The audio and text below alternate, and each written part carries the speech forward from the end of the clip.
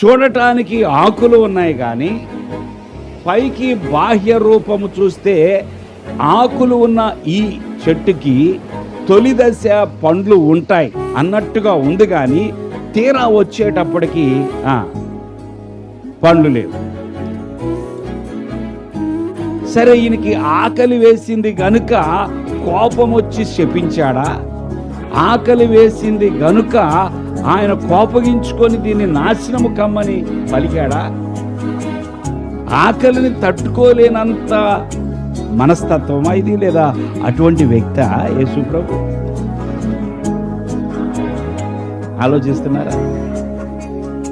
నీవు నేను ఆకలికి తట్టుకోలేమో. ఒక పూట దాటితే రెండో పూట గడగడ వణికిపోతామేమో, కోపం వచ్చేస్తుందేమో. యేసు ప్రభు 30 దినము 8 దినాలు, దేవుని స్తోత్రం,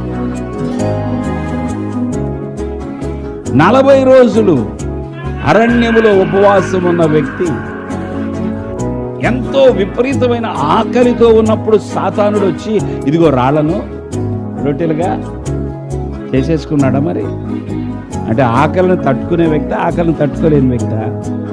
దేవునికి స్తోత్రం. మరి ఇక్కడ అంజూరపు చెట్టును శపించటము ఏమి మాట్లాడుతున్నాడు ప్రభు? దీని యొక్క లోతైన అర్థం ఏంటి? ఆత్మీయమైనటువంటి బోధ ఏమిటి? అసలు ఏమి జరుగుతుంది? ప్రభు ఏమి చెప్పాలని చూడండి. ఎక్కడ చూసినా ఆయన స్వస్థపరిచాడు, బాగు చేశాడు, ప్రజలకు అవసరాలు తీర్చాడే తప్ప ఎక్కడ ఎవరిని దేనిని కూడా ఆయన నాశనం చేసిన వ్యక్తి కాదు.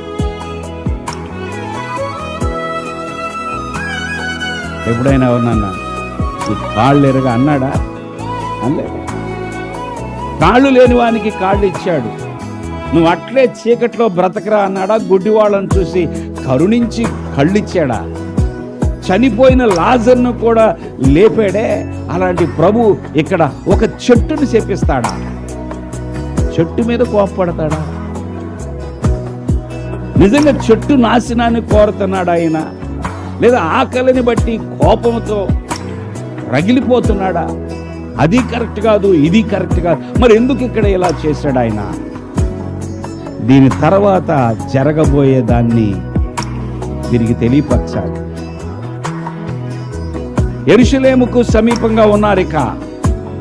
ఈ ముందు అంజూరపు చెట్టు చూశారు. ఇక ఆ తర్వాత యెరూషలేము పట్టణంలోకి వెళ్ళిన తర్వాత మరొక సంఘటన జరగబోతుంది.